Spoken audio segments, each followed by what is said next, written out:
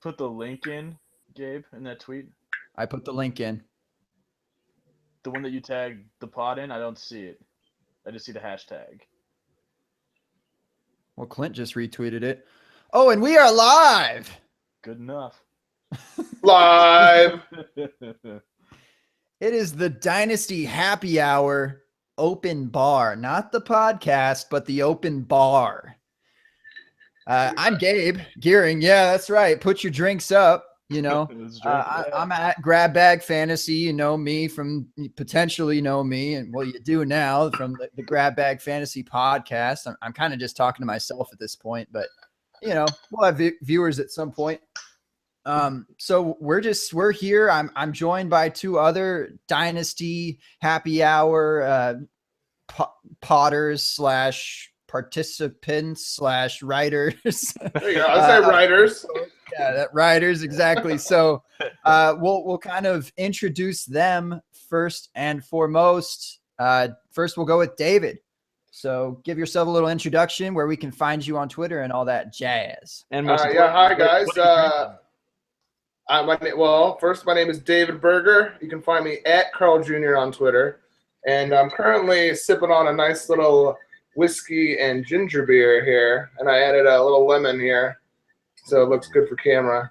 I am a television producer, and I did that show Bar Rescue for a long time. Although I wish I knew more recipes from doing that, but I do not, sadly. So then people are always like, "Oh, you probably know," and I'm like, "No, I don't. I'm sorry." Although those drinks are all fluff anyways, man. They come up with the weirdest concoctions to throw them on the menu. I don't know about that. Honestly, the biggest takeaway that I did from doing that show was like barbecue brisket, which is now like my life, my religion. That was the single greatest thing from that show that I experienced. It changed it. And so it was food related, not even drink related. Oh man, I am with you on the brisket, bro. Like I'm out in Texas and Austin, and it just falls apart in your mouth. I don't get it. It's little slices of heaven. Yeah, absolutely. That's awesome. So thanks for jumping on the inaugural open bar, and then we've got Brian as well. So I kind of, alerted your name, but you can, mention that again and shout yourself out on Twitter, all that. Sure. My name is Brian. My friend Jordan and I run the Jet Set Dynasty pod. We're trying to put out a new episode this week, hopefully, so keep an eye out for that. You can find me at Football Brian, number 15. And I'm drinking, it's from Omagog Brewery. Put it up here. It's a brewery right outside Cooperstown. So, girlfriend went to visit the Baseball Hall of Fame a couple weeks ago and brought me back some goods. So, awesome. Nice. Let me see that beer bottle again. You see it there? Oh, yeah, it's fancy. Okay. Yeah, I'm a simple man. Yeah. Hey, well, I've got good news for you, Brian. You're not gonna have to. I mean, I'm sure you enjoy your beer and everything, but you're not gonna have to sip on that beer forever. I have something for you, my man. Ooh. I made this especially for you. That looks good. You know what it's called, right? You remember? What's it called? How you pronounce it? Sirac? Scissor? What is it? Scissor. Yeah. I put it, it's all it is, just grape soda and a little bit of Robitussin. I'm a simple man myself. Put your some tussin. Some tuss to tuck me in later. No, it's a Sazerac. A Sazerac. So Sazerac, okay. Ingredients: rye whiskey, sugar cube, muddled all up. Put some Peychaud bitters in there with that muddle. I usually do a little dash of water to kind of, dissolve that sugar a little bit. And then the important part is you have the glass is rinsed with what's called Pernod, or you can also use absinthe. Oh. And so that's kind of, you gotta be conditioned to it a little bit. It's got that like black licorice smell to it. You ever had absinthe before? Yeah. Oh yeah. Yeah. Oh yeah. Oh yeah. Yeah, That sounds good, you're though. supposed to see like the little green man or whatever and all that. Yeah, that's what I want to say about abstinence real quick.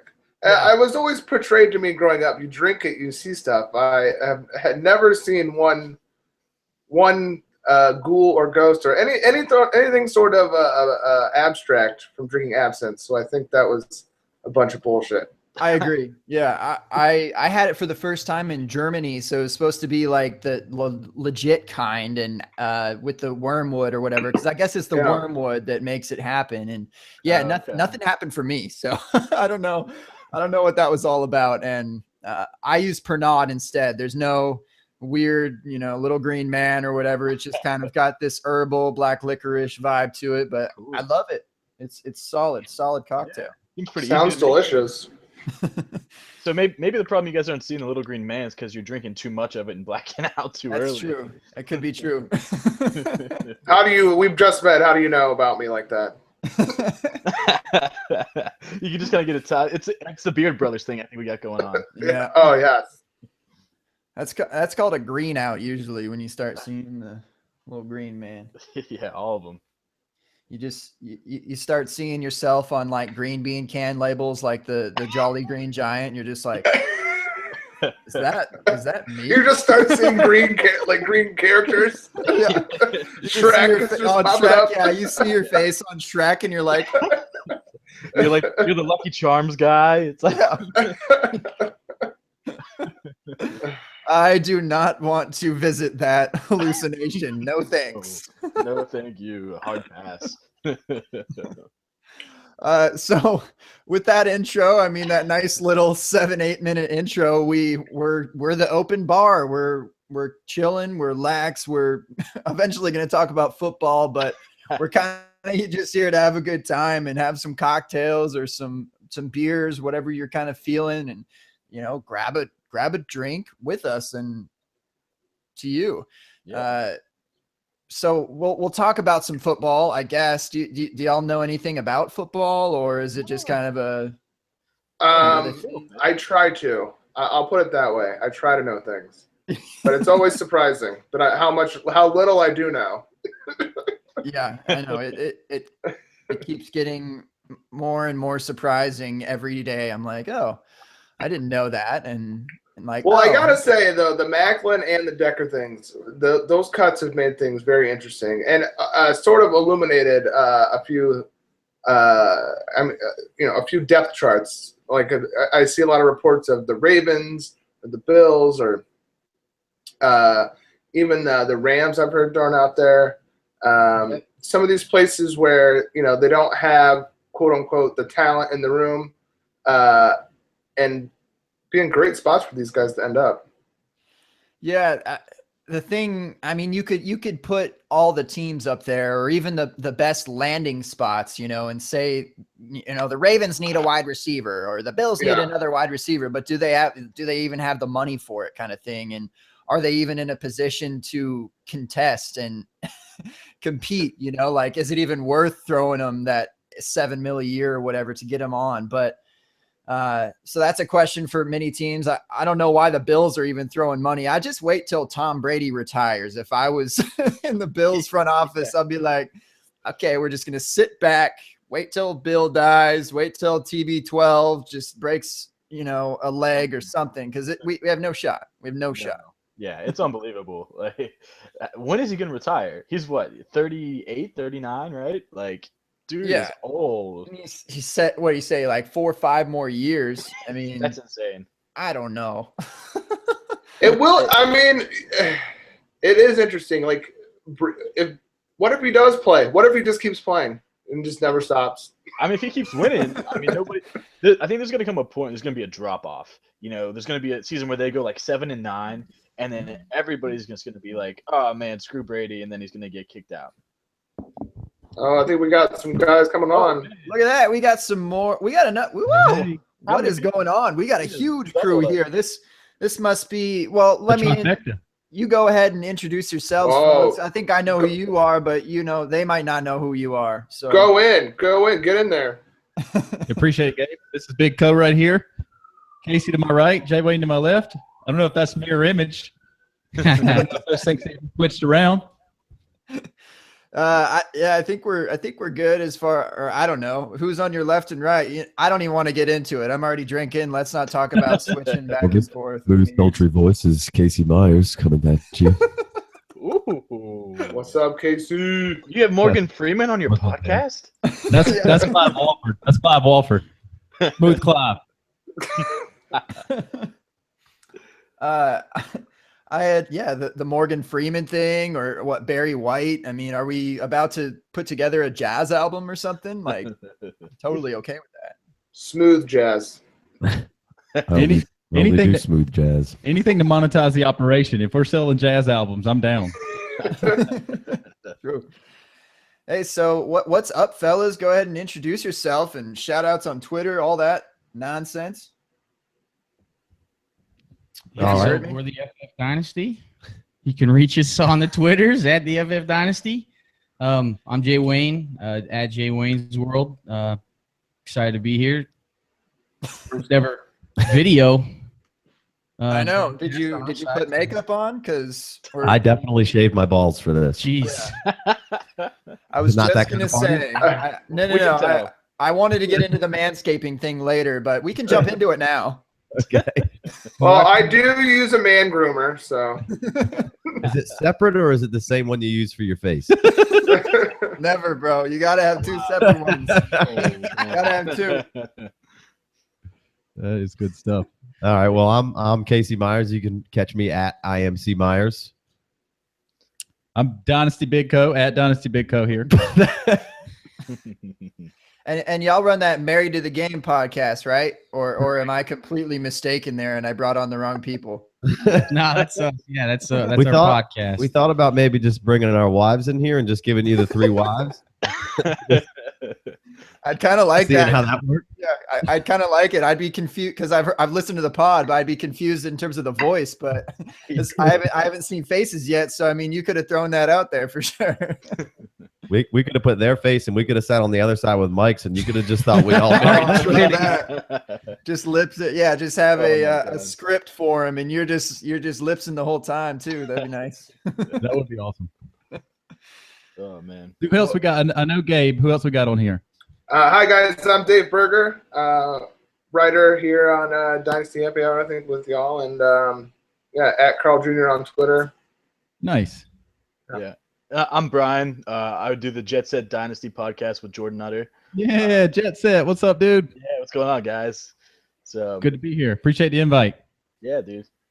What the hell's going on with Jet Set? By the way, I've been waiting for that to show up in my queue again. Are y'all know. just taking some time off? What the hell? Jordan's been real busy. Yeah.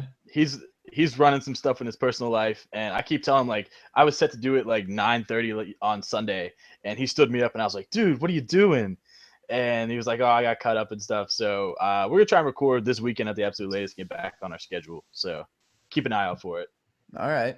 Yeah, I love what y'all do because of the live thing. You basically put up a radio, similar to this a little bit, but it's like live radio. And that used to be kind of a weekly thing, and I love that. Yeah, we're gonna try and get back to that. The consistency is key in this business. I mean, you've got to be the same place, same time. Yep. And yeah, we're gonna try to get back to our old hijinks too. Our first couple episodes, we were kind of getting wacky, and we've kind of focused on the meat of the business, but we want to get back to having some fun too. So Meat. Yeah, I like that. A lot of people take themselves too seriously. And as far as listening goes, it definitely makes it easier to listen to if you're just having a good time. oh yeah, 100%, absolutely. So You got to drop some good knowledge, though. Speaking of having a good time, what are you guys drinking? I Yeah. see a can, I think. Tell them Yeah. about it, Jay Wayne. So Revelry Brewing Company. It's a local craft beer brewery here in Charleston. Buddies of ours. They just started canning a lot of stuff. This is the Hotel Rendezvous. It's That sounds exotic. yeah, Bavarian style wheat beer. It's kind of saison-y. It's good. Nice. Should we? We're all going with the Revelry beers. Nice. Yeah, I see those tweeted out when the pictures every time. I'm curious about it. I'd like to try it, but I mean, Texas is so big on themselves. They just basically throw their own beers out. Like, you can't drink anything else. Are you Yeah, serious? they don't allow the importation of other local beers. No. You guys are basically a country, so. I know. Yeah, it's about to be that way. It feels. I mean, it already is, but at least. Well, cheers, gentlemen, and let's talk some football. Yeah. We should probably do that at some point. We were just talking about how long Tom Brady was going to stay in the league, but Yeah, I'm kind of done. 6 or 7 more years. Yeah, I'm kind of done talking about that dweeb. So, who the hell is he? Bring in Jimmy G. He's my uncle. Oh boy. I can see the resemblance. Oh no. Yeah. I've been mistaken by Jimmy G several times. Looks like we got someone else hopping on there. He's hopping in there. Hey, Oh. hey! I heard the bar was open. Let's go! It's Eddie Doug. It is. What's up, man? Now just stopping by for a brewski. Hey, I love your forehead. I don't know, man. Oh, That's what now she I can said. zoom it in. I had to bring in full screen for you because it was just showing a clip of you and it was just had the top, like just your eyes like peeking up like, hey. Yeah, I'm on my phone, so. Yeah, I got you. So what's up, Doug? We were just talking shit about Tom Brady. Yeah, that's I heard a buzzing in my ear and I was like, you know what? I'm gonna jump on there because I had to defend Patriot Nation apparently. Yep. Yeah, that's fair. I mean, so how many more years is he going to play as a backup quarterback to Jimmy Garoppolo? Well, here's my take, and I've said it before that I think if whether they win the Super Bowl or not this year, I think that they're going to make the decision between Brady and Garoppolo, and I think Brady ends up getting dealt to San Francisco. That's my prediction. Hot takes. Wow. He's going to go home and finish up his career. Are we allowed to have hot takes on the open bar? I feel like you just took Hot one of fire those, right there. one of those shots where you light them on fire and 151 or whatever. So you're saying one more season with Tom Brady in New England? Yep. Wow. Hot take. That is scorching hot. Hot man. Hey, I'll swing for the fences. I'll probably get it wrong, but whatever. Here's what I want to ask, though. In terms of if this is the dynasty happy hour, let's talk about Tom Brady dynasty-wise. I mean, where does he sort of land? How does he fit into your guys' game plans? Like, are you happy to have him for this year? Is it someone you maybe won't try to trade for just for short term? What do you guys think? I traded for him chasing a championship last year. Did it work? Why not? A wise move. Came up a little bit short there, but I did come up a little short. But But week 15 against week the 15 Broncos. against the Broncos killed me. That was just bad luck on the trade deal there. Had nothing else. I think we're all a little more comfortable with Tom Brady than Drew Brees from a dynasty aspect. I'm pro Tom Brady. If you guys have listened lately, if you've listened ever, I've tried to sneak it in there once a pod at least, just so if anybody catches us one and done, they're like, okay, Big Co's all over Tom Brady. Hey. I got him he going came for back. a handful more years. Was Patriots. it just me that was gone? Yeah, it's just you. Yeah. We're talking about you. No big deal. Come on. If we're talking about the man bun. I know y'all. Tease that thing out. Tease that thing out, Gabe. Tease that thing out. I was thinking about going long hair, don't care tonight, but I didn't think y'all were ready for that. It would probably bristle the microphone, and we'd hear a lot of. It's like Gabe's going through a tunnel. That my man bun's actually a boom mic. It's not even. It's actually a parachute. If you get running too fast, you can just pull the cord. It's a lot of fun, man. It's a really underrated style. He's like a It's dragster. a little overrated right now. Yeah. Well, I'll tell you what. As someone who wishes he could grow a man bun, I can't hate on it too much. It's going the opposite direction in terms of hair growing. Jay Wayne's up here shaking his head. All kinds of jealous at Gabe's option. I would wear a man bun every fucking day if I could.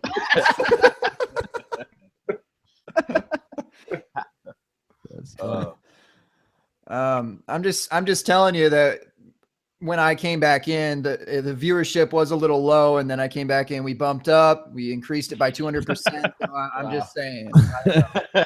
How are you supposed to view this thing? My wife wanted to watch, but I couldn't find an actual link to watch the YouTube. Your wife heard about my man bun too? She wanted to watch. It was must see. My eyebrows for this. She wanted to see what was going on.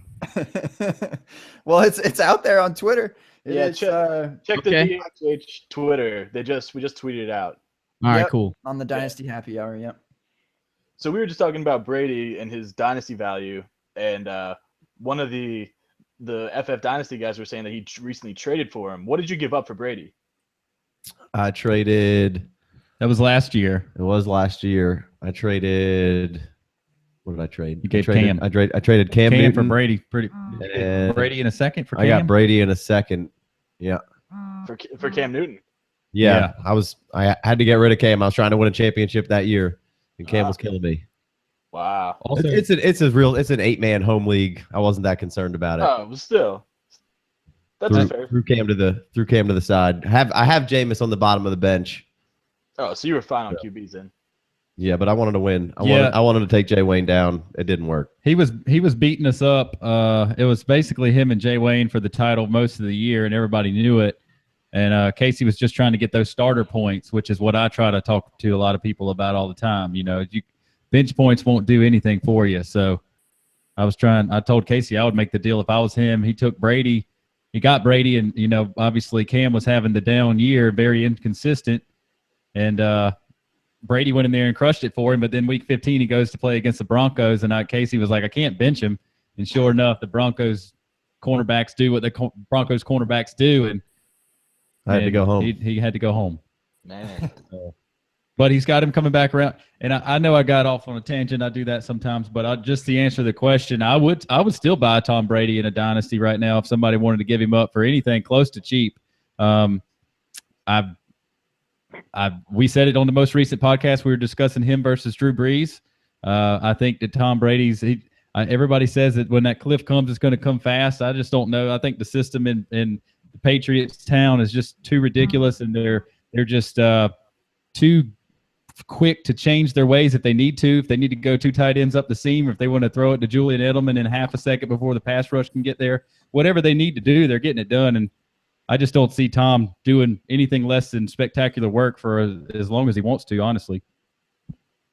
Yeah, they're bringing in a lot of weapons this year. It almost seems like they're doing some sort of last hurrah for him. And yeah, he says he's going to play 5 more years or whatever, but you know, how realistic is that? And so they bring in Cooks. They even, I don't know, Andrew Hawkins, I guess, and Burkhead, Gillislee. I mean, I think it's super smart. Allen, I mean, they're loading up, man. You got to think about the fact that as many rings as they have, and they could just sit back and be like, look what we did. Instead, they're just pushing more chips into the middle of the table.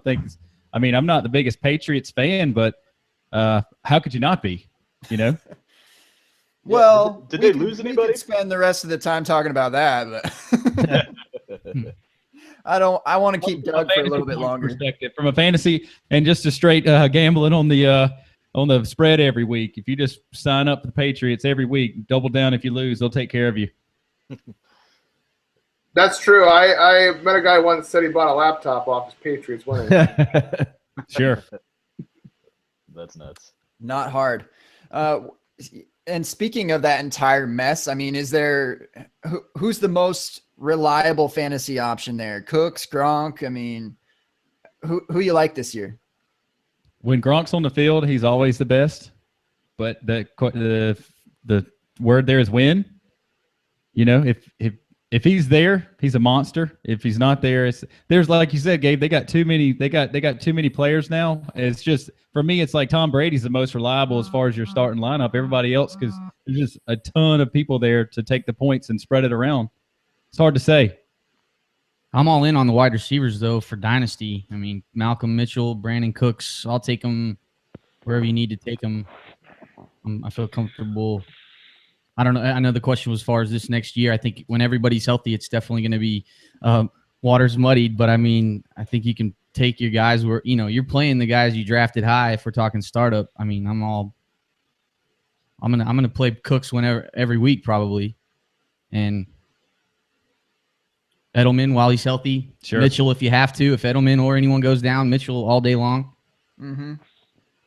Yeah, I mean, Forget the running backs. I don't know what to do there.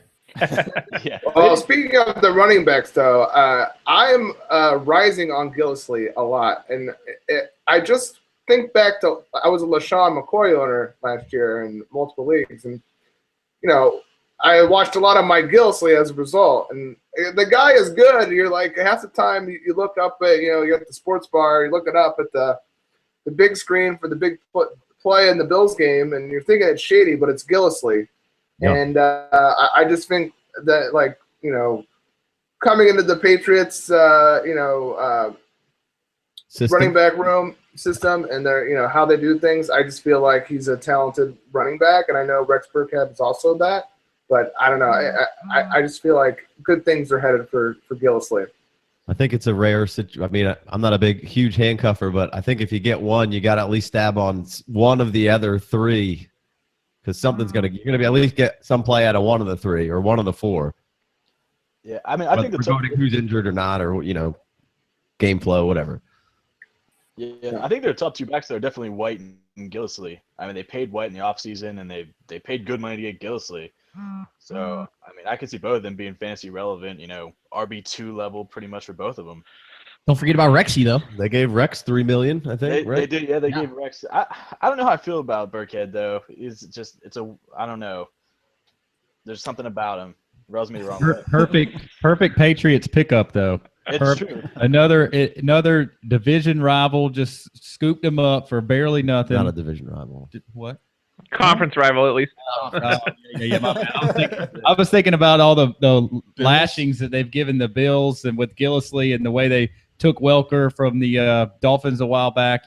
Just taking advantage of the division, just ridiculous front offices there that Bill gets to pick on every year. But yeah, I mean, Casey's a big fan of Rex. Casey was on the Rex train before most, and he told me about how good Gillisley was last year before anybody else told me how good he was. I think Rex Burkhead was set to be a really, really good fantasy product there, and then they signed Gillisley, and it's just like, man, it wasn't very long ago that you just didn't know which running back to plug in your lineup. It's fun to have them on your team, but when you want to start them on a Sunday, you're just not sure which one. I think it's got to be Gillisley. Got to be the lead horse in the stable right off the rip. I agree with that.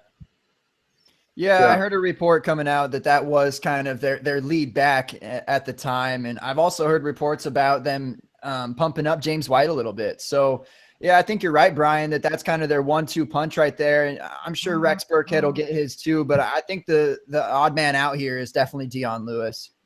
Oh, yeah. Yeah. That's crazy to think, too. I mean, 1 or 2 years ago, you were, trading him for a first-round pick.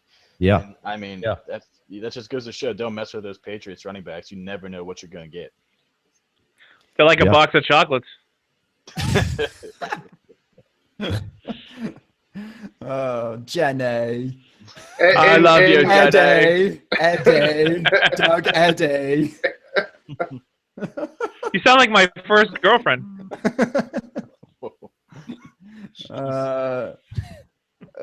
I didn't know we had a history before. It was a long time ago. Can we stop talking about the Patriots now? Yes. I was just going to ask that. Do you guys want to talk about the Yankees or? What's that rookie? What's the rookie's name? Aaron Judge? Yeah, he's supposed to be pretty good, right? Yeah, he's a monster. He's like 6'7". Stop it. He's dropping the gavel on everybody. Stop it. Drop the hammer, Gabe. Drop the hammer, Gabe. Bar's closing. Do the gavel. Do the gavel. Last I'm call. drunk. Stop it. Gabe, I got a question for you. Did I read in our little our exchanges on the direct message that you traded Julio this offseason? Julio Jones? I did. I just traded my boy Julio, and he went along with my team name as well. It was called, and I was like, Julio.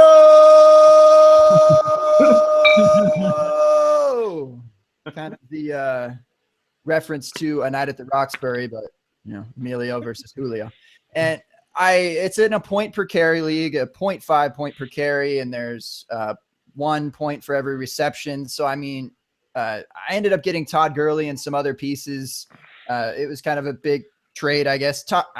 Say what you want about Todd Gurley, whether he's coming back or not, but you just got to take a swing on these running backs in a 0.5 point per carry league. I mean, he played awful last year, and I mentioned this on the pod, my recent pod, a little free plug for me. Sorry, fellas. There you go. But he ended up scoring the 13th most as far as running backs last year. I mean, a 0.5 point per carry is just nuts. So even on a down year, you can score lots. Hey, Tyler uppercut. It's like watching a scrambled Cinemax over there. Wow, we're throwback to my teenage years. Channel 77. I can kind of see. I think I saw a boob. Oh wait, I saw a boob. It's Tyler. I'll call back. I'll call back in a little bit. I'm at work. Just want to say hi. Tyler. Welcome to the open bar, Tyler, and no drinking while on the job. You're a nurse, so that's definitely unsafe. I'll take an appletini. We know. I thought it looked We know, Tyler. Coming right up. Easy on the teeny. We know you're not easy on the teeny, but we don't have to talk about that. All right. I'll talk to you guys later. Later. Later, man. Bye. So yeah, I dropped. I threw the deuces up for Julio and got Gurley, and you'll kind of see what happens. I was deep at wide receiver, anyways. I've got Cooks, Robinson, Demaryius Thomas, Amari Cooper, Tyler Lockett, Josh Doxson. I mean, I'm okay at wide receiver. It was okay to let Julio go, I think, for a potentially garbage running back that just gets 20 carries a game. So, I mean, that's still 10 points right there for you, though. Yeah, I mean, Exactly. point per carry, huh? Wow. Yeah. I see that kind of point per carry rising in popularity too. So I would advise people to definitely look at your scoring and just kind of look at your top 100 at least and see how they compare, because it can throw you for a loop for sure. Well, I guess my question regarding Julio, and we could sort of pass it around, is he still sort of I mean, no one's untradeable, but I mean, this is a guy who obviously has a lot of fantasy potential coming up, but is he gonna disappoint? Is he gonna regress to a point where you might not be able to trade him for as much as you can right now? So 2 years ago, Julio had his best season, as an NFL player, and people were thinking that he was going to eclipse that last year, and he ended up not doing it. But the Atlanta Falcons as a whole had an amazing offense. Obviously went to the Super Bowl. They ended up have two top 15 running backs or something. I don't know where Tevin Coleman lands, somewhere around there. And, good production from the tight end. Matt Ryan had his best year ever. I mean, the Falcons offense as a whole was absolutely nuts. And Julio, helped, but individually, he wasn't really at peak level. And I'm not saying he's dropping off, but I'm just saying that I think that he already peaked last year, and I think he still has elite production for at least 2 to 3 more years, but it's definitely on the decline, so to speak, as far as elite goes. I think Julio's career is a lot like Andre Johnson's. So tons of yardage, not a ton of touchdowns. And I mean, Julio's probably more of a physical freak than Andre Johnson was, but we saw Andre Johnson literally fall off the map at the end of his career. So if you can sell Julio high and get a nice package for him, I'd totally be down with that. So in a PPR league, I just did a little bit of research here. In 2015, Julio had 136 receptions, and last year he only had 83. But he still managed to finish as a wide receiver 6 overall in a PPR league. Yeah, And he missed a few games too. Right. But... Yeah. He only played in 14 in the too. fantasy playoffs, mind you. Right. Yeah. Where I needed you. That's why you're on my team, and I got Gurley now. At least they ruled him out, and you didn't have to wonder if he was going to play or. The decoy. Those are the Yeah. worst, man. Oh, I hate Oh, that. he's the king of that. He is the Yeah. king. Calvin Johnson was the king, but Yeah. Julio took the crown. Yep. Yeah, you're right, Doug, about kind of the Andre Johnson comp there as far as production and whatnot. And I think you can throw Calvin in there as well. Those just kind of big-bodied wide receivers. There's a discussion whether a guy like Antonio Brown or Julio Jones is going to last longer in the league. And I think it's Antonio It's Brown. Antonio. It's Yeah. Antonio. I mean, just Julio's just such a big dude and getting those lower body injuries. I mean, when's the last time that Antonio Brown got injured? Like, He had a concussion in the playoffs 2 years ago. Right, Yeah, exactly. that's it. And so That's it. you can't predict those, but I mean, and you can't predict any injury, but I think it's Well, if fair. you're going against Montez Perfect, you can predict a head injury. if you're playing the Bengals, yeah. He does Pencil it play in. twice a year. So Yeah. I don't know. I'm a Steelers fan. I'm here in Pittsburgh, and I might I might say that Julio would last longer because I think that AB relies on his athleticism, and that's gonna go down quicker. You know, Julio's not getting shorter. You know, so I think that his style of play is gonna keep him around a little bit longer. That's an interesting topic. I love that. Anyone else got thoughts on that? AB versus Julio? That's a tough one. I mean, I think I'd have to probably disagree with what you just said there. I don't know. Like, I feel like Julio's out there extending his body, making ridiculous athletic plays, coming down, landing hard time after time. Antonio Brown's just he's open, and he never takes a big hit unless it's Montez Perfect. He's not laying out. His body's not taking that repetitive banging on the ground. Plus, he's a lot smaller of a human being. Like that's a lot of human coming down on on yourself Right. on the ground. Well, I think I'm taking Antonio Brown. I gotta go AB. Oh man, you guys are ganging up on me here. I guess that's kind of my point though, is because AB is what 5'10", and Julio's 6'3", so he can lean on his size a little more than AB can. So when they start creeping over that 30, that scary 30 there, I think Julio's gonna have a longer career and have a Whereas, AB is still going to have a good career, but he's going to lose a step here. And it's going to be noticeable. I think Antonio Brown could be this generation's Jerry Rice as far as playing late into his 30s at a productive level. Wow. He does take care of himself. I mean, I'll give him that. I mean, being in Pittsburgh. Follow him on Snapchat. He is always working out. I was just going to say that. Yeah, I mean, I follow him on Snapchat. You see he's constantly moving, constantly working. And it's like stabilizing, it's not like lifting weights. It's like he's like jumping back and forth from half ball to half ball to balance like his knees. And have you ever seen him do the finger ladder? That is it's insane. He moves that so fast. It looks so easy, but if you ever tried to do Antonio Brown. I like the point you guys made earlier, though, about him always being open, because he is all the time. Like, it's crazy how, like, you watch a game and you're like, especially when you're playing against him in fantasy, it's like, it's coming, but then you're like surprised. Like, how does he get so open? Why is no one covering? What's Antonio Brown? Throw some people on him. He's that good. He is that good. He's that good. Yeah. He's that good, and he gets a ton of volume. Ben's not scared to chuck it his way in pretty much any situation. And Ben buys so much time. Oh, he's so that is true. Ben buys a lot of time, and Antonio Brown's ridiculous. So what about that though? Roethlisberger versus Matt Ryan, and maybe either I haven't looked back. I just know that in the last couple of years, whenever Ben was out there, Antonio Brown sucked. And I'm not sure looking back as far if Matt Ryan. When's the last time Matt Ryan missed a game? And I don't even know. I don't think he ever has. I was going to say. He might have missed one. Yeah. Yeah. So you guys aren't buying in on Josh Dobbs then? I'm thinking that actually am. If Big Ben, truther. Yeah, well, it looks like a Q-tip. No, he looks like Ryan Shazier.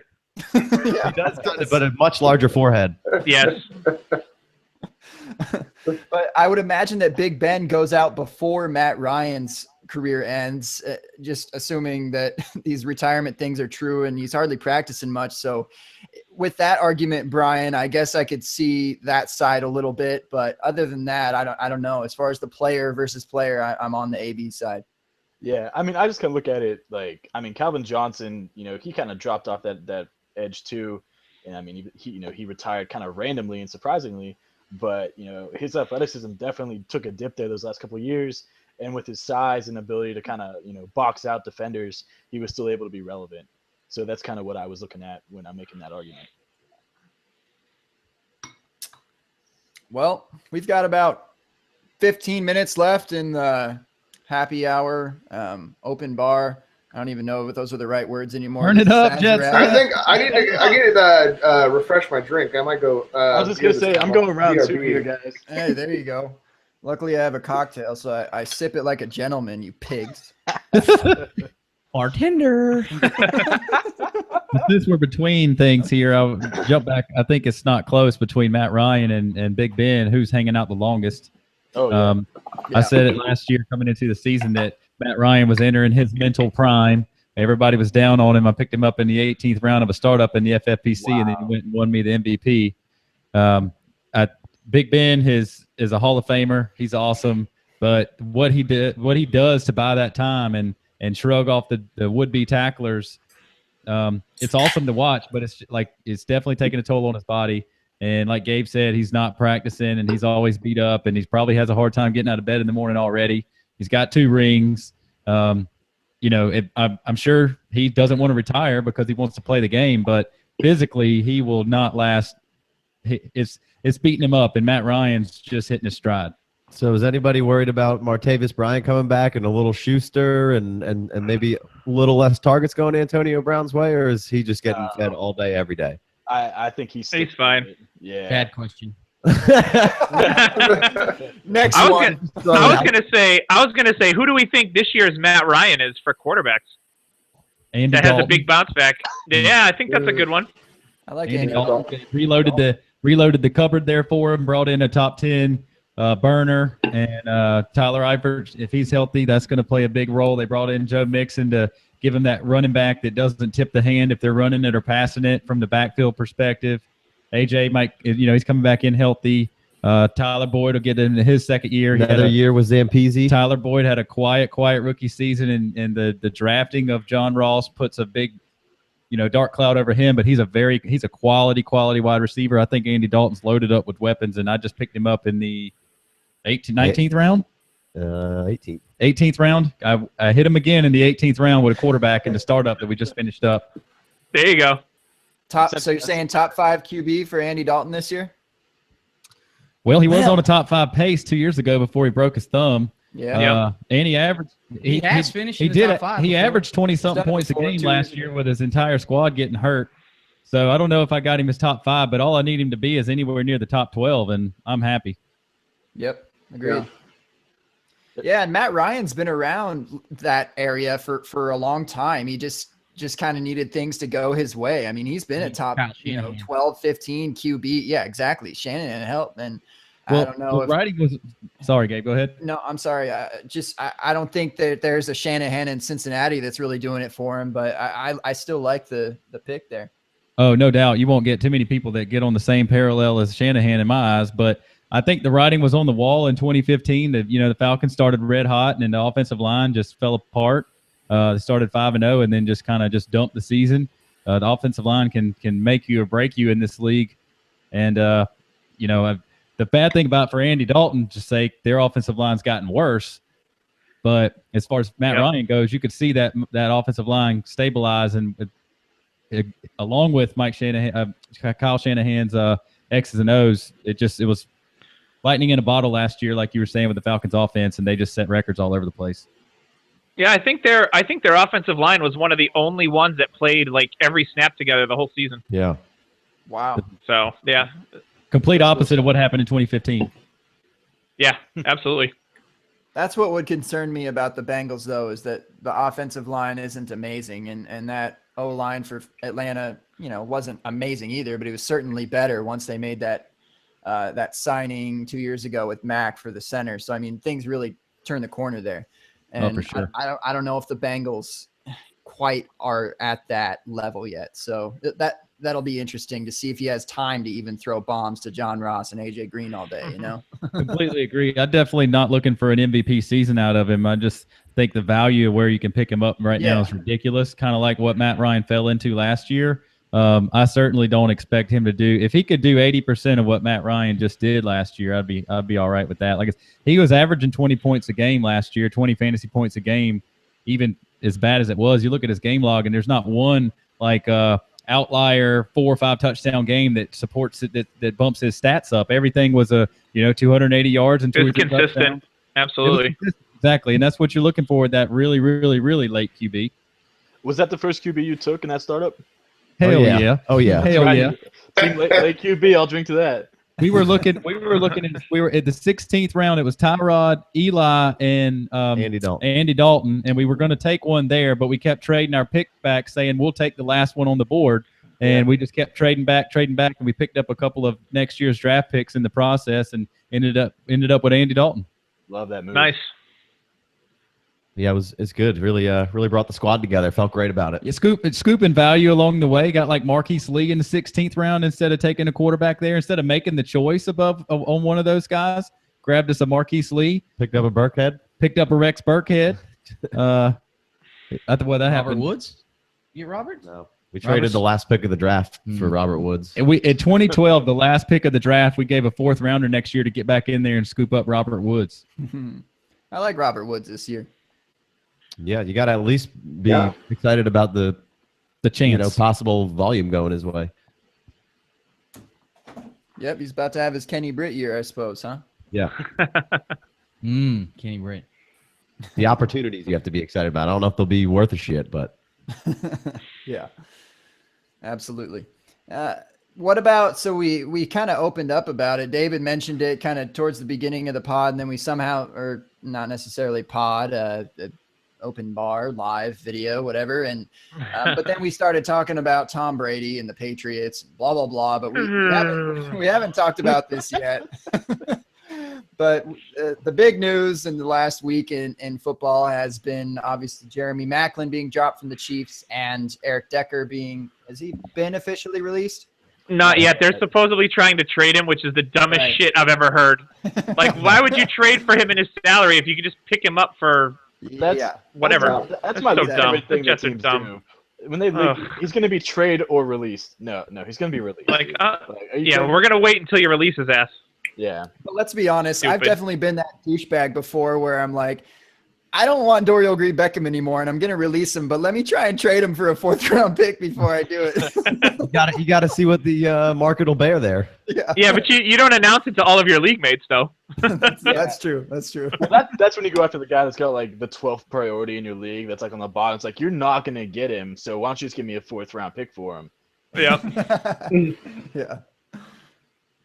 So thoughts on that? I mean, what is it good for Maclin? Is it good for Decker? Some thoughts of where they're going? Yeah, hell yeah, it's good for Maclin. I think Maclin is good. The guy makes plays. He's got injury prone, but I mean, Alex Smith is, I think we all can agree, is not the most exciting quarterback. And I think if he lands on a team with a dynamic quarterback, I think he's going to have a very prolific fantasy season. Yeah, same for Decker. I mean, he just got out of the worst QB situation in the league. Probably he's got to go somewhere with an uptick in quarterback play. Everything, yeah. If Decker goes to Baltimore, that's absolutely perfect. They just lost Pitta. They need a guy that they can work over the middle of the field. I love Decker's fit if he were to sign with Baltimore. Better than Maclin if he were to sign there. Yeah. Personally, I could agree with that.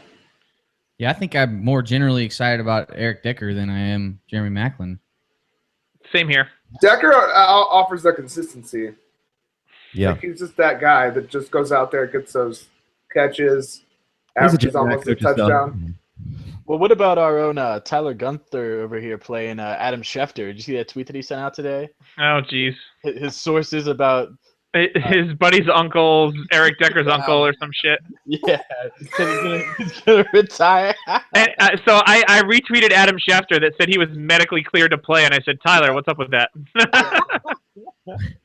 I saw that one too. It just made me laugh.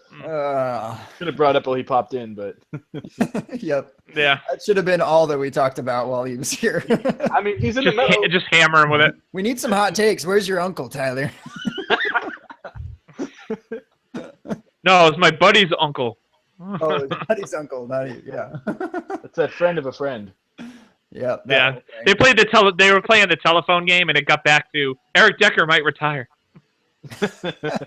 Started out with Eric Decker might have Nice. 10 touchdowns. Hey, did it with Tebow. Why not?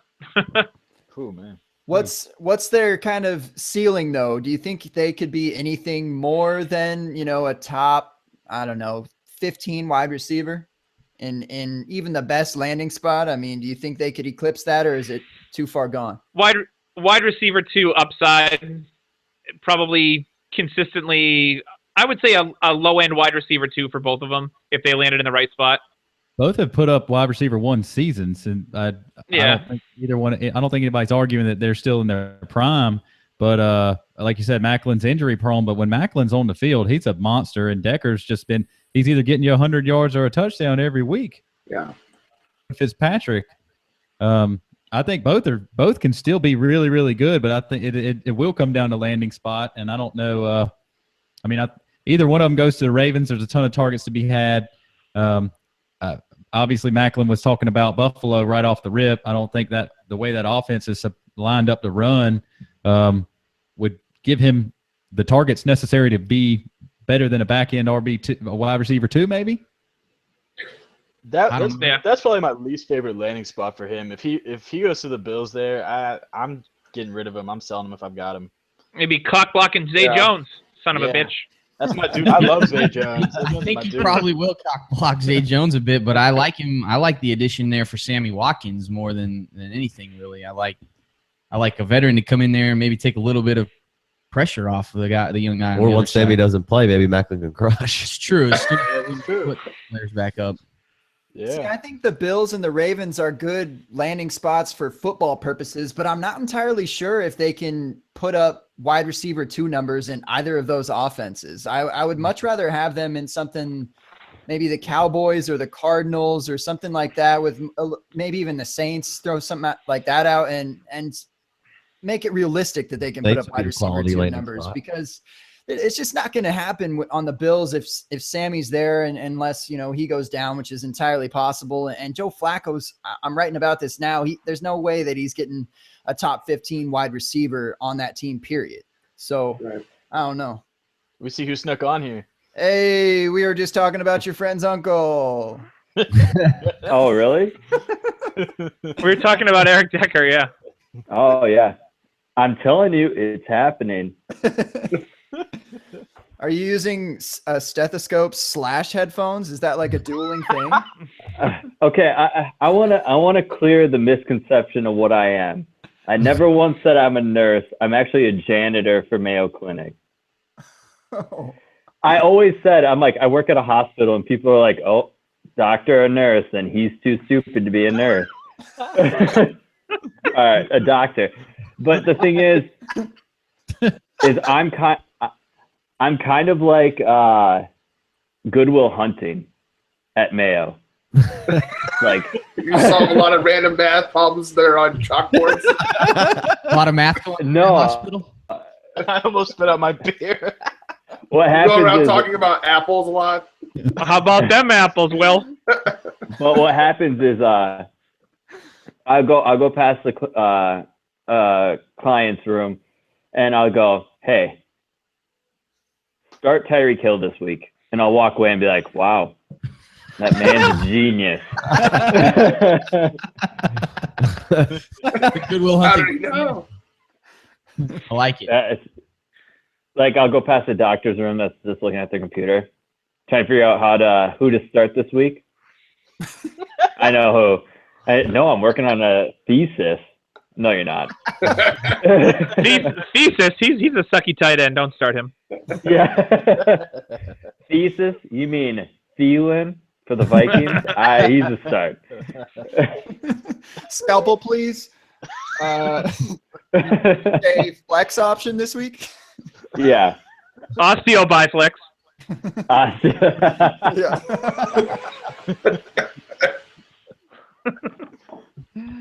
I'm still here. He fell in the hole. That's a better view anyways. What are you Viewers guys talking have gone about? down exponentially since you got on, Tyler. Just saying. What? We went from 3 to 1? Damn. Exactly. I love that exponential. style. It's a break room. So what are you guys talking about? Decker? And Macklin. So from what I heard from my buddies, yeah, a guy who knows the Tyler, we guy. don't have time. Who knows a guy? No, he said the shoulder isn't right and that he is really contemplating retirement. So, and he was Hogwash. This was his uncle, and like at first I was like, "You're full of shit," because this is, and I'm just like, okay, how in the world did you talk to his uncle? And he told me that his wife went to school with him, and told me the school. I looked it up, and it matches. But yeah, he said that he's talked to Eric. The shoulder's not right. It's not healing correctly, and he thinks he might have to hang it up. Well, I'm sure that Eric appreciates you telling everybody because he was going to at least try to sneak in there and get one more paycheck. Yeah. He won't do it unless he has like another E show coming out or something, a la Romo with the CBS deal. Like he'll host up washed up wide receivers on E. They'll announce that, and then he'll announce his retirement. Yeah, he's got a solo country album coming out, actually. Yeah. So Strong country name there. I like that. Eric. Well, he's from Minnesota. No, I mean, you don't really need much money to live up here. I mean, you live off the land, you hunt. You live off the land. You need the will to live. You hunt with your bare hands. It's a Nordic way. Skull. And you wait on your packages from Amazon. Yes. 2 days, like everybody else. Damn you guys. You know what? I'm going to come up there and I'm going to give you the biggest high five. That is I'm giving you Minnesota threats right now. I'm going to come down there and I'm not going to shake your hand.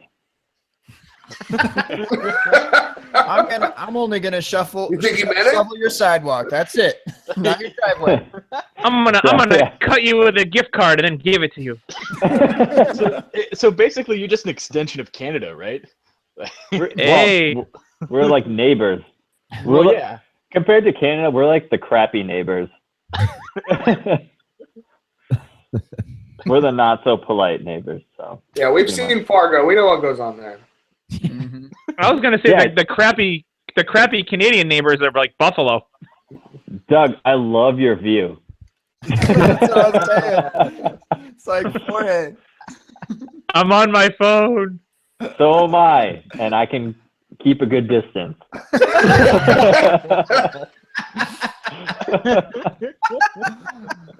Oh, and we're sliding off the rails. That's funny. That's what happens when Tyler gets involved. Yep. Doug's brushing his teeth. He doesn't want us to see. Yeah, what's going on from the nose below? So, anybody have a recent rookie draft they did that they want to talk about? I'm in a rookie draft right now. Picked up Malcolm Mitchell in the 4th round of a rookie veteran draft. Couldn't have been happier about it. In the 4th round. Yeah. Huh. Wow. So one more thing. Which one of the Married to the Game guys was the scrawny arms guy? He just walked out. It's like he knew. He was telling me before the show. He's like, "Is this queer? Is this queer?"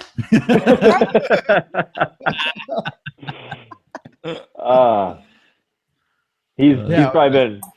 I'm just like a motivational person to him. He's probably like, "Oh, I'm gonna show him." That's it. He probably just sent out to do a party pump. Actually, maybe. we call party pumps. You know, the meaning's a little different up here. Yeah. Eh? Doug's face. He got it. Oh yeah. Well, so Malcolm Mitchell in the 4th compared to who was around there? I don't know, a bunch of bums. I was just looking. if you just see. I mean, obviously that was. It doesn't sound so great when you factor in the new Cooks edition for week 1 when everybody might be healthy, but Edelman has missed time in the past. Gronk goes down. You look at what Chris Hogan did in the playoffs that one time when Gronk was out. They moved pieces around, and last year, Casey can explain it a lot better than me, but the chemistry between Tom Brady and Malcolm Mitchell was ridiculous last year, especially for a rookie in that offense. And if you're a guy like me who believes that Brady's got tons left in the tank if he wants to play, if the will for him to be on the field, I don't see any reason for him to stop. And I think that Malcolm Mitchell is a solid dynasty asset, and he is in no way, shape, or form needed in my starting lineup anytime soon. It was just a luxury pick for me. I'm on that Malcolm Mitchell train too. I mean, to get on that field as a rookie, I mean, and he made plays. He wasn't just out there. He was catching balls and stuff. He had TB12's trust. So, well, you just got to look at his game log. I mean, his game log is just, you can see those spots where they decided that the injuries were at the right place in the right time to lean on Malcolm, whether it was his injuries or not, whether, the times you could see when he was healthy and you could see when some other guys were out of the lineup. Those games, it's not like he had a couple of, a bunch of 3-catch games to get the catches that he had. It was either, 1 or 2 catches or 8. I mean, it was obviously the Patriots pick and choose what they do week after week better than any team maybe in league history as far as transforming their game plan from week to week. But you could see that rookie was playing some ball last year in certain spots. But the thing is, they got so many pieces that it can kind of, slow it down from a trust factor from week to week. But if a couple guys get hurt, I love what Malcolm could do. Yeah, and the thing with Malcolm is he's a elite recruit, so you got to put that into perspective. He was injured all the time in Georgia, and if you produce year 1 in a Patriot system, that's huge. That's like having 700 yards in a different system. And like what was that? Just to be able to get on the field as a rookie for the Patriots, and that's crazy. Yeah, and he looks a lot like what Tyler Boyd looks like, kind of that possession. I think Mitchell has a little more outside receiver ability than Boyd does. I think Boyd is going to be, just a pure slot guy. But yeah, it's a great pick in the 4th, and outstandanding. Sorry, I went straight to the 4th. When your rookie draft, you had a lot more fun in the 1st round, but that was just sticking out to me as a just overwhelming bargain. Well, this is a prime example of kind of what happens on Married to the Game. The question was about a rookie, and somehow we got back on the Patriots. So sorry, Gabe, for bringing it back around to the beginning of this. This is all just about Doug, anyways. Just for Gabe's sake, let's bring up Jacksonville. There we go. Oh, we don't have to do that. No, we really don't. The awkward silence. We really don't. All right, Gabe, you're out. Who's in? No. Oh, Gabe's the backbone of this operation right now. We'd be falling apart without him. Yeah, we need him. I was just reading that Tom Coughlin said that they've pretty much fixed Blake Bortles' mechanics. So, sweet. That's good to know. I saw that too. Pretty much. That's a here's Blake Bortles.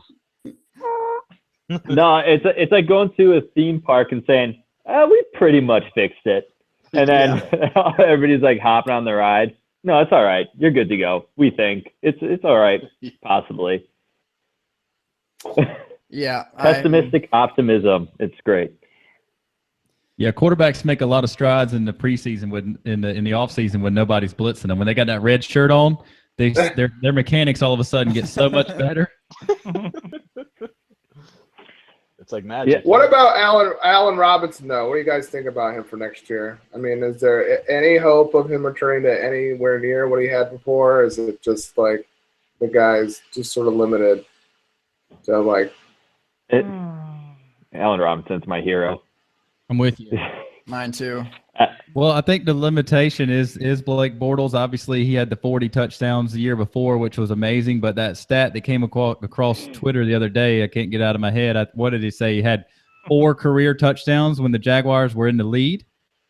That- Yeah, That's it was not an bad. encouraging stat.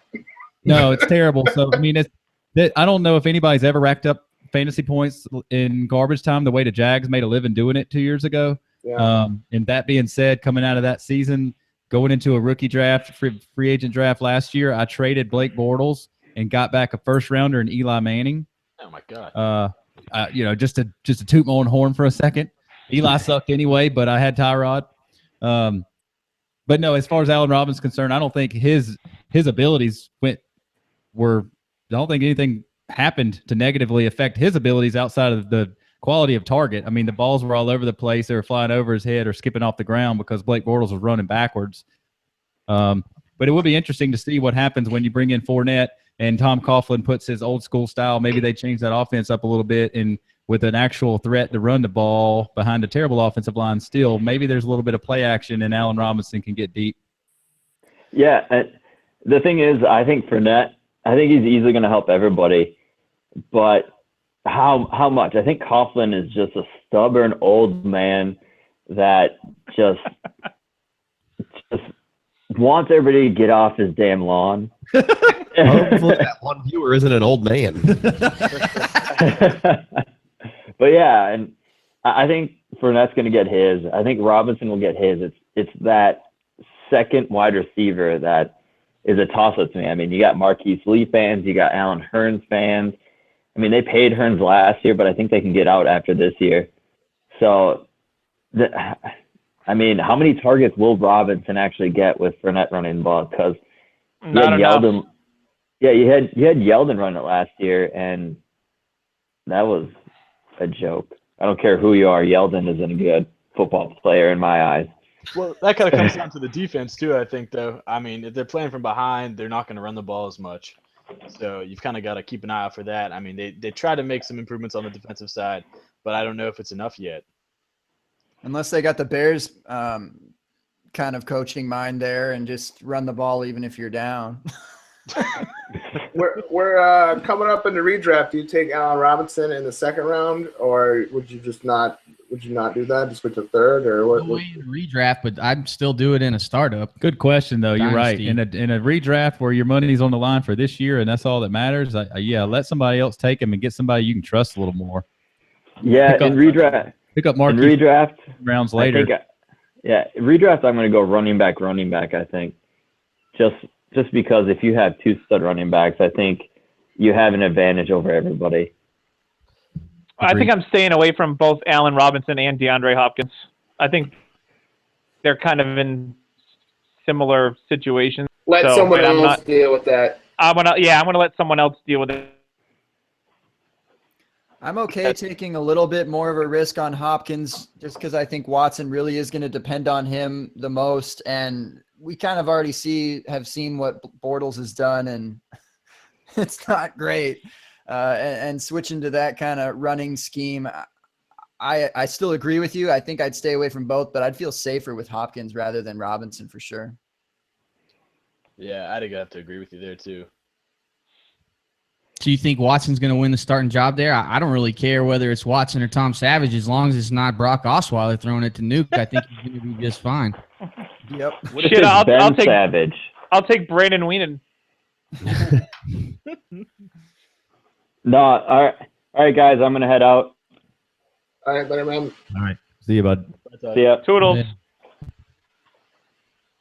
I think Watson gets that starting job. I mean, are they really committed to set? Like, I do. I mean, I can see a week one Tom Savage start just because Bill O'Brien is, he's gonna Stubborn. He's stubborn. Stubborn. Yeah. Tough system, too. Tough system.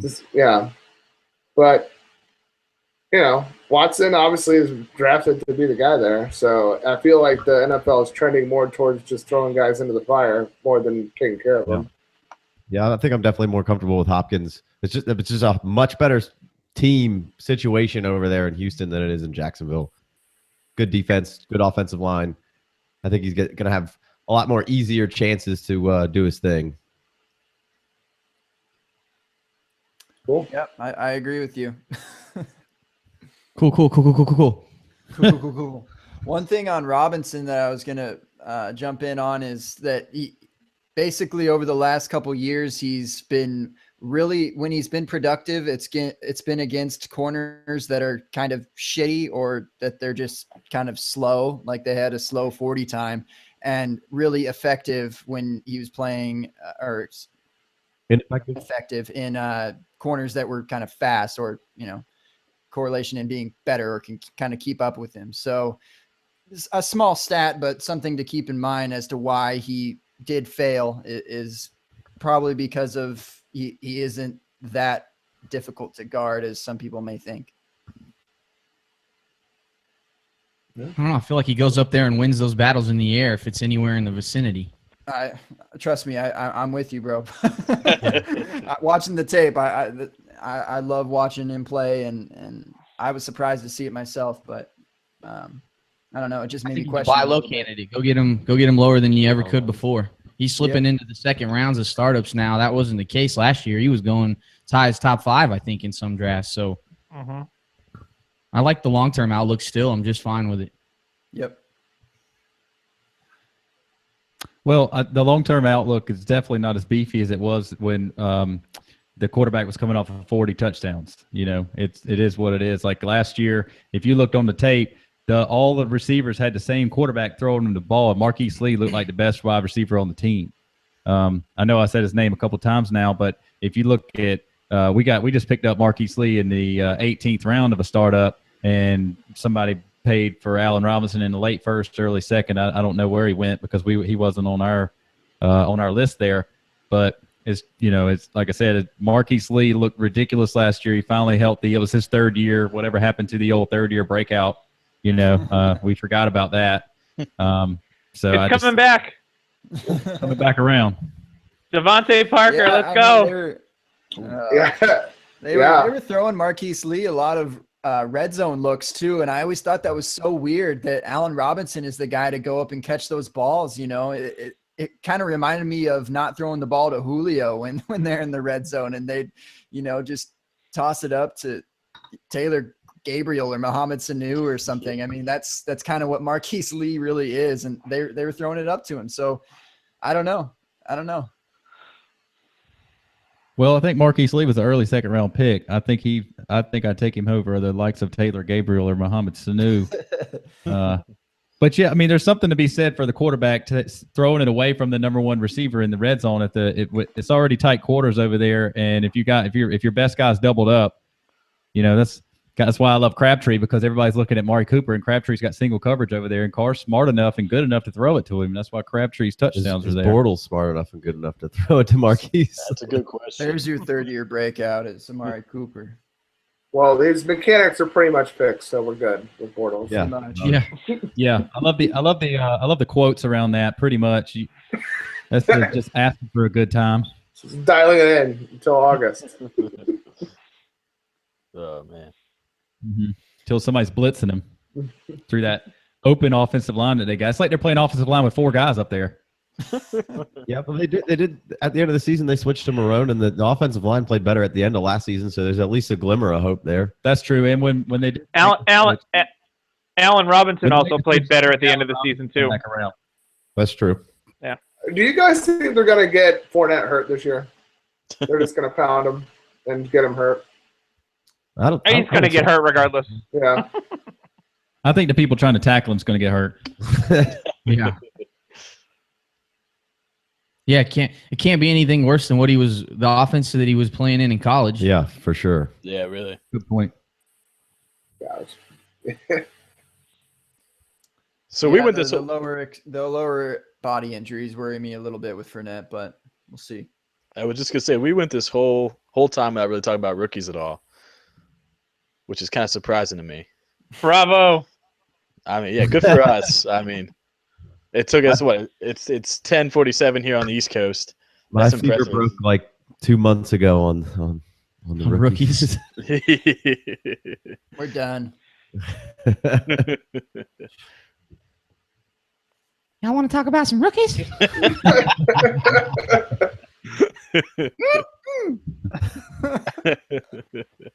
Was everyone happy with their rookie drafts that they did or participated in?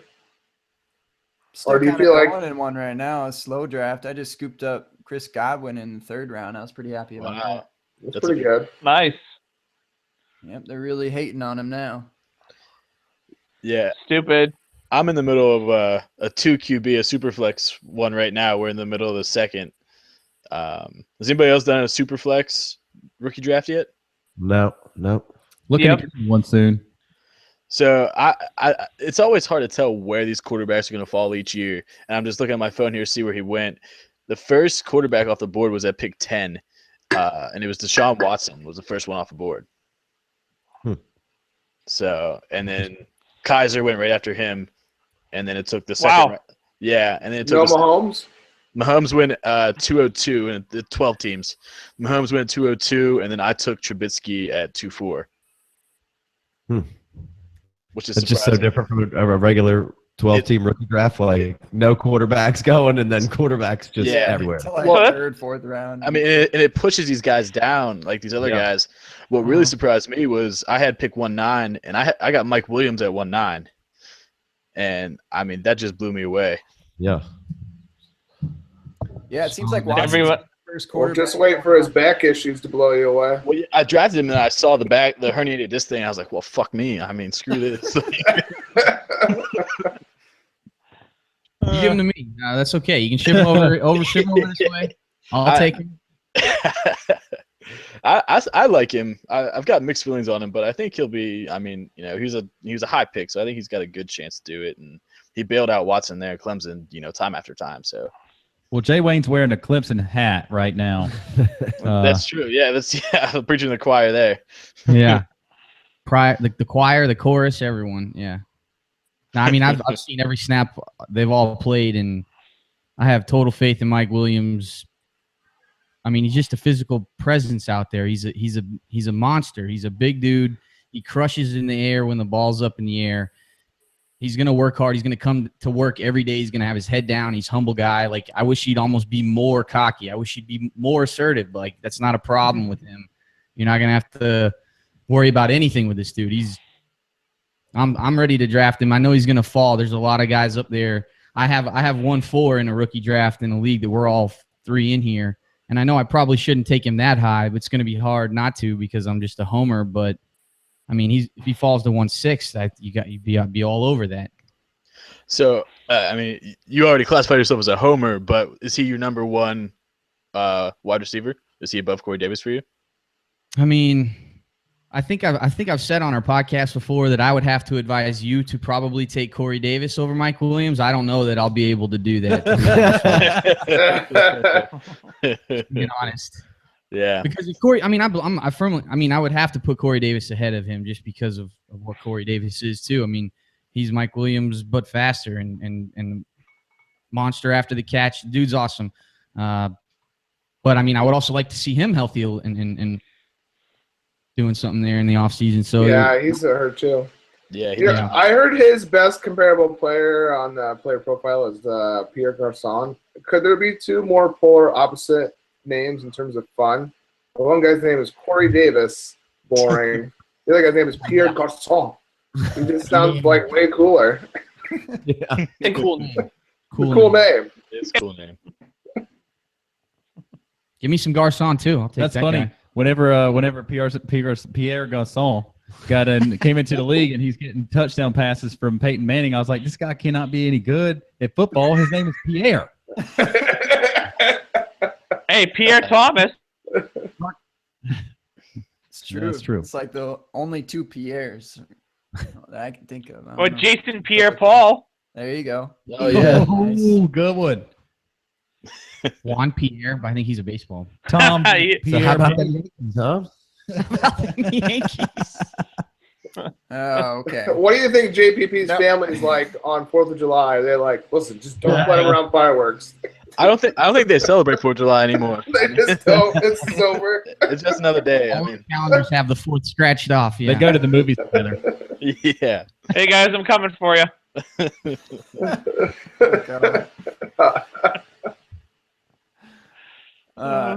Well, our boss is cutting us off. I know we've had too much to drink, clearly. Yeah. Guys talking about he likes Mike Williams a lot. He's way too drunk.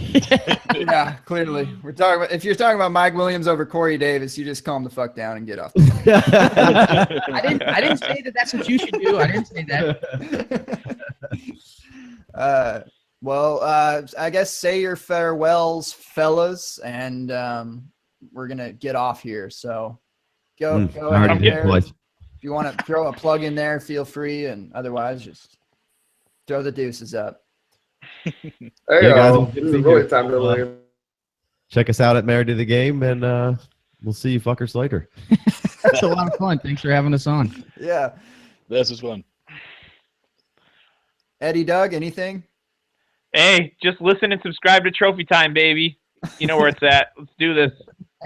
TFF Gurus fam, let's go. Mm-hmm.